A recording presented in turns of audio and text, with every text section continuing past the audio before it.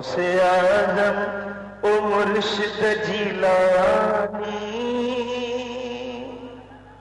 कर करम जी नजर का नूरानी। सुभान अल्लाह।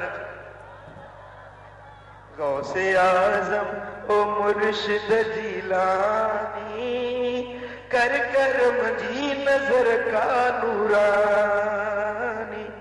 बेड़ो उठड़िए जो जानिब तो तारो, मुर्दो छेरो करे तो उठारो। बेड़ो उठड़िए जो जानिब तो तारो, मुर्दो छेरो करे तो उठारो।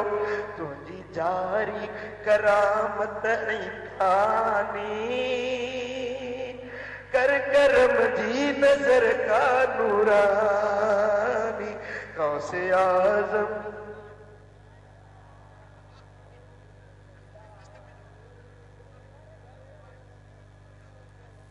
तुझे दर देखा राज सारा, ओ सखी पीर बगदाद वारा। बगदाद को मानसी आयो हारी ने सनंगर सुने जो की तो तुझे दर देखा राज सारा, ओ सखी पीर बगदाद वारा। तू मुर्शिद महबूबे सुबानी, कर करम जी नजर का नूरानी।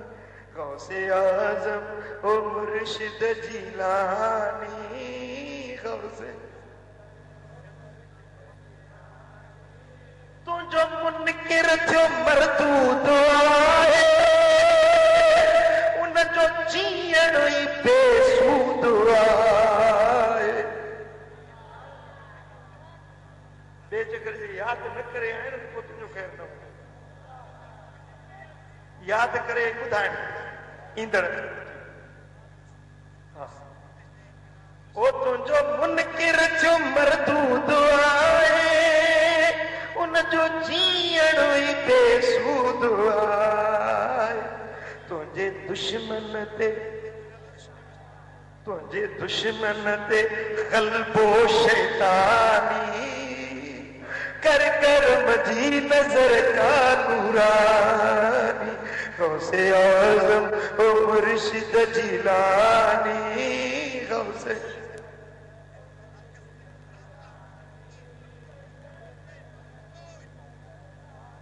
सिलसिलन में तुझो फैज़ जारी, वंड तो वठे खल्क सारी। सिलसिलन में तुझो फैज़ जारी, वंड तो वठे खल्क सारी। एड़ो कामिल तू कुतबे रब्बानी, कर करम जी नजर का नूरानी। शान तो जो कयो उत्तम कुल वलियन ते तो जो कदम। शान तो जो कयो उत्तम कुल वलियन ते तो जो कदम। राज तुझे मथा रबानी, कर करम जी नजर का नूरानी। आशिक़न जा सीना ठरी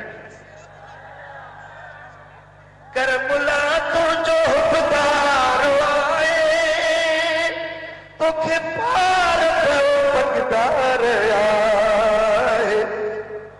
कर मुला तुझो खुदार आए, तोखे पार पकदार आए। आई शहबाज तू ला मकानी, आई शहबाज कर कर मजी नजर का